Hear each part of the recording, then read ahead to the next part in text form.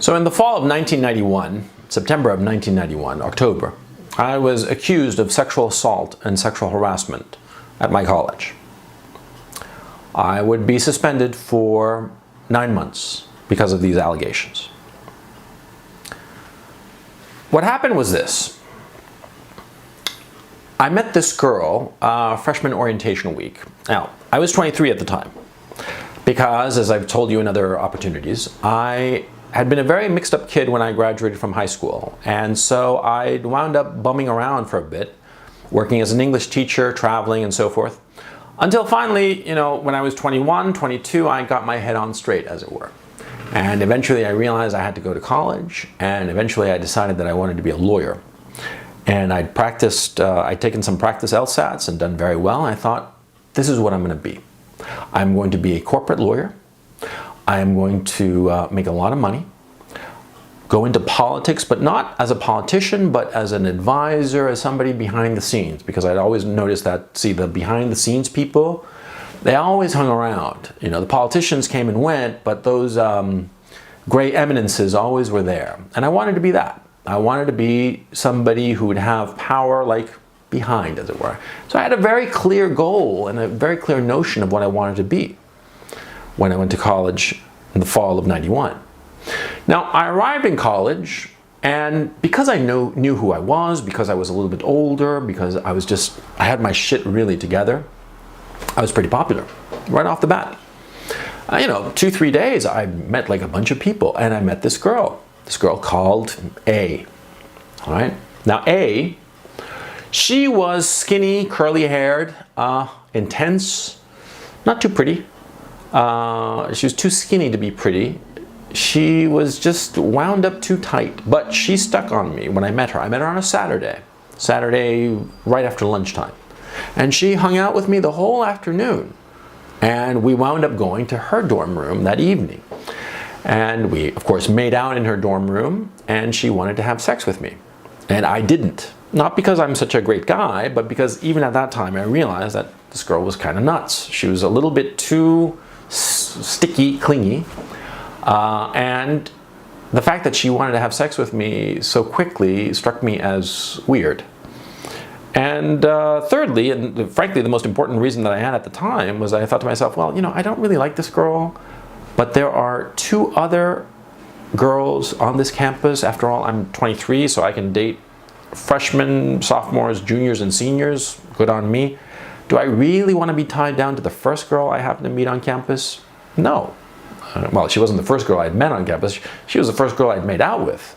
But there were other prospects. And so, this was like the 3rd day of orientation. So I politely declined her offer of sex and, said that we would be in touch, and that I respected her, blah, blah, the usual shit, and left. Yeah, I went and met up with some friends, and the next day, a Sunday, and this is important later, on Sunday, I went to the dining hall, the main dining hall of my college, to look about a job, because I needed a job, because I'd had a falling out with my parents. We weren't really on speaking terms, and I was on my own. My parents were a whole continent away, and so were my friends and family members, and so I was really on my own. I needed money. And so I went to look for a job. And so that Sunday I was talking to the woman in charge of hiring at the dining hall. And then I wound up talking to this girl who lived down the hall. We talked about earthquakes, because she was from California and I was from Chile. There had been earthquakes in Chile and earthquakes in California, and we talked about that. We had a great old time. And then I talked to some other girl. I forget what I talked to her about. But the point is, on Sunday, I was with other people. And I forgot all about A.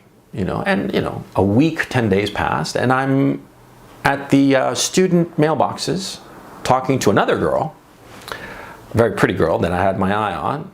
We'd eventually date for a bit, but nothing really came of it. That's neither here nor there. The point is, we were talking, and A passes me by with a friend of hers. They're talking, and then she happens to see me. And as she sees me, and she sees me with this other girl, daggers come out of her eyes. I mean, she looks like she wants to kill me right there on the spot, but she just walks on by. But the look was so And I had said hi to her as she passed by, but she didn't even respond. She passed by, clearly furious. I mean, like steam coming out of her ears. So much so that the girl I was with asked me, what's up with her? I thought, oh man, I gotta fix this. I gotta smooth this out somehow. Because I was thinking to myself, I just arrived on college. You could make a reputation pretty easily. You gotta be careful, And it's stupid to make enemies or create a situation where people don't like you. It's better to just be friends with everybody. That's what I was thinking. So I was thinking, I'll smooth things out with A at some later date, but I never got around to it. 10 days later, I got a letter saying that I was being accused of sexual assault and sexual harassment. Now, the charge of sexual assault, A alleged that on Sunday, not Saturday when we had met, on Sunday around lunchtime, I had gone to her dorm room and had tried to forcibly kiss her.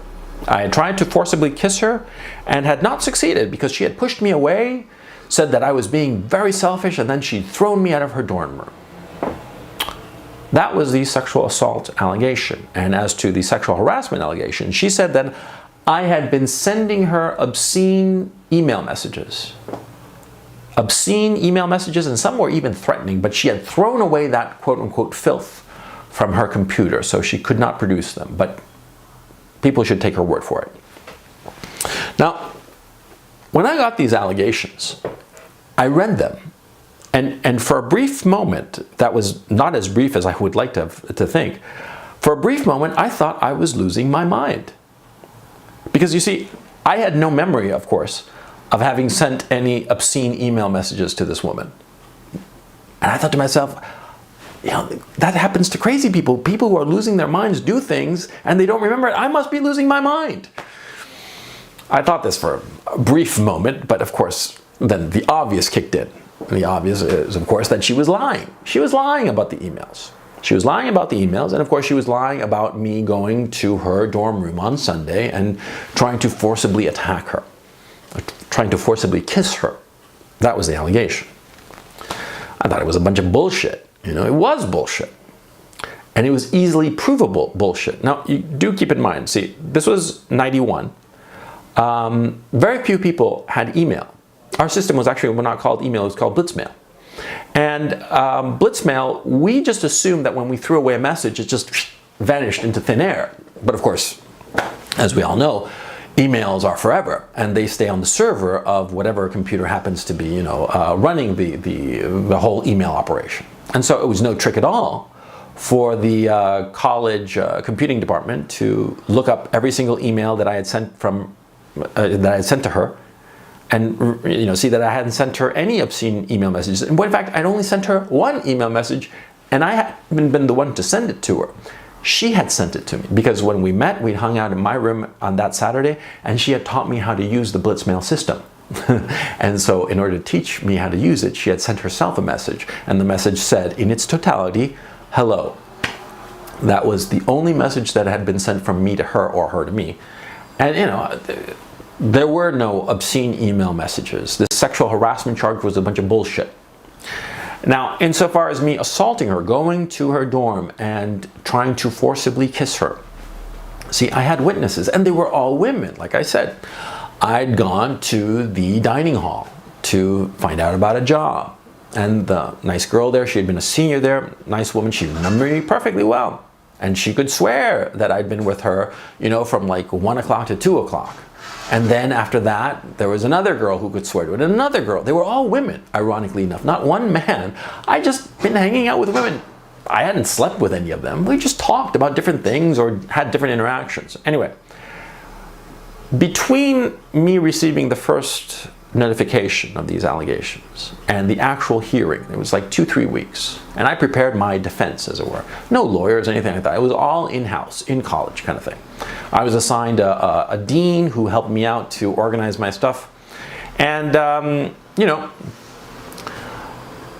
prepared for the hearing, and I thought to myself, I'm set. I shouldn't be worried about this thing. Because first of all, the email thing, that's a lie. It's an obvious lie.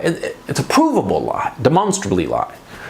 as so far as her alleging that I had tried to forcibly kiss her, which I thought was just, how is that assault if I try to forcibly kiss her but don't succeed?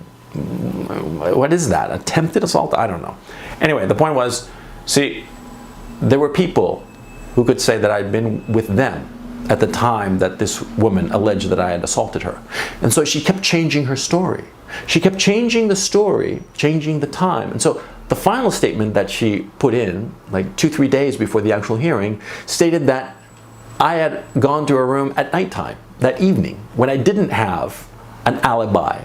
Ironically, by the way, I didn't have an alibi because at that time, I had been at this ridiculous play, skit, whatever, like a orientation thing that you had to go to, talking about consent. How, you know, a man and a woman, when they had any kind of romantic sexual interaction, there had to be consent between the two. I'm not kidding. This was September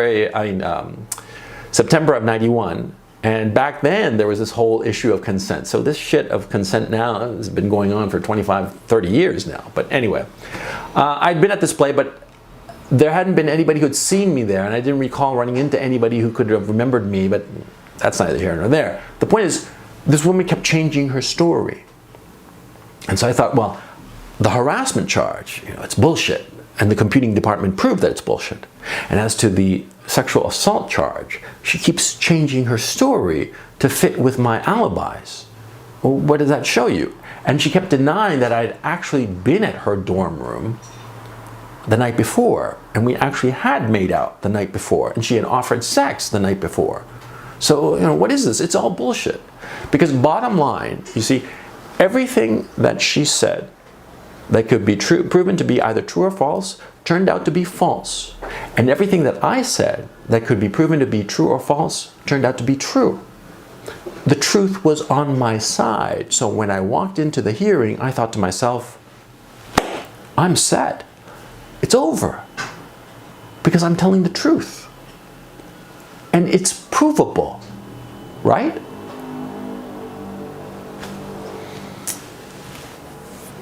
"90 minutes later, the hearing ended, and as a result of that hearing, I was suspended for an entire academic year. I was suspended for 3 consecutive terms that would start at the conclusion of that fall term. So I guess I wasn't that big of a danger if I was allowed to continue with this, with that term. I'd be suspended the winter, spring, and summer terms of 1992, and I would be allowed to return in September of '92 if and only if I submitted a reapplication. All right. So as I said before, I didn't have any place to go to. I didn't have any money either. And it was a very, very difficult time, but I managed to talk my way into a job in Washington at a law firm, as a matter of fact. And I got to see what a law firm is like and what a lawyer's life is like, up close and personal, and it wasn't appealing, but that's for another post. I managed to stay at the home of an elderly alum of my university, very kind man who was very decent to me, and I miss him very much. And when I got back in September of '92, after doing the reapplication, which was a humiliating process, well, I was a very different man, and my position at my college was very different. You see, when I'd arrived in September of '91, you know, I was full of beans. I had the world by the balls. When I got back in '92, I was frightened and kind of nuts. Coupled to that, I was completely ostracized by the people in my college. Because, you know, I hadn't had a base of friends when this all had gone down. And so, you know, you need time to build a base of friends. And I hadn't had that because this all happened, you know, as I arrived in college. And so since I didn't have any friends, a lot of people had heard wild stories about it. And so what happened was that on more than one occasion, it must have been maybe 4 or 5 times, some man or woman would come up to me, right up to my face, with a very angry and righteous expression, and say, what is a rapist like you doing on our campus? And in my naivete, I would argue, I didn't rape anybody. I was accused of it. It's a lie. And I didn't even get to that part when they would just like yell at me some more, call me a rapist a few more times, and stomp away. And everybody would look at me, because this usually happened in a very public place. And everybody would look at me and then turn away. And they would want nothing further to do with me. It happened so many times that I can't even remember that I'd be walking down the street, walking down the sidewalk, and I'd see somebody, coming in the opposite direction, and they'd be staring at me, man or woman, didn't matter. And they would be staring at me, and they would look so angry. And I knew what was coming, and inevitably, it always did happen. I would pass them, and they would catcall behind me, rapist. And that happened, I don't know, more than a dozen times. I didn't keep count. Why would I? It was hard,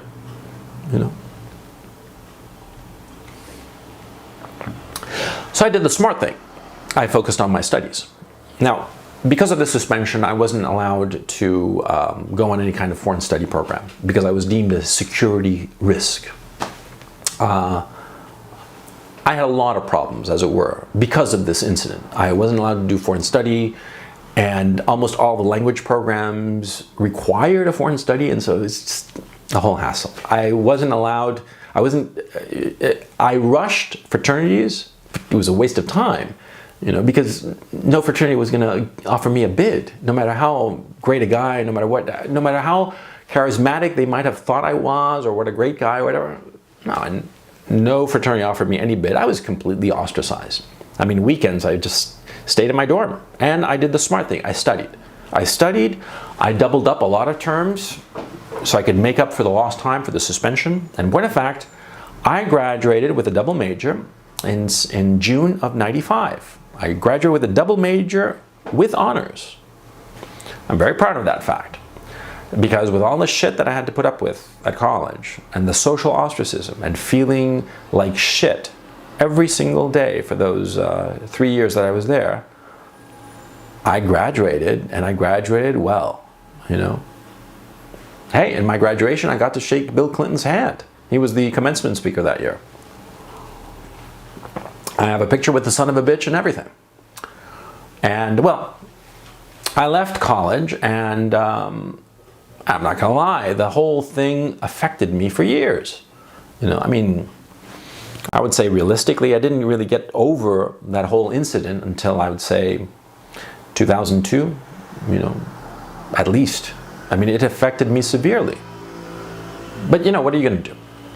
So that's my story time story. Now, here we start the second part of this episode, as you were. You see, in every story that you hear, there are two approaches to it. You see, on the one hand, you can feel sympathy for the person that the story happens to. You can say to yourself, poor coach. Oh, boo-hoo. Yeah.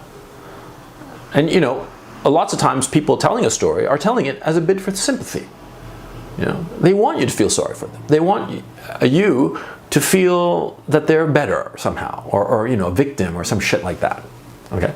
Now, I'm not interested in that. I'm interested in the second reason to tell a story. And the second reason to tell a story is the best reason to tell a story, is to learn lessons from it. Now, you all know that I fucking hate the pseudonym of Coach Red Pill. I think it's just idiotic and juvenile. I hate it. But I really love it because it keeps me on track as to what I'm trying to accomplish with this channel and these posts. I am trying to teach you shit, important shit. Now, my particular sob story, you can take it or leave it, believe it or not. You can question it or poke holes in it. It doesn't matter. The important thing are the lessons to be learned from it. Okay? The lessons to be learned from it are the only reason that you should care about any story, including this one. You don't have to believe me or you can believe everything. You could feel really sorry for me or not, but I don't really care about the sympathy aspect. And I don't care about, arguing about it or what I should have done or shouldn't have done. What I'm interested in are the lessons that to be learned from this story, because they're key, okay?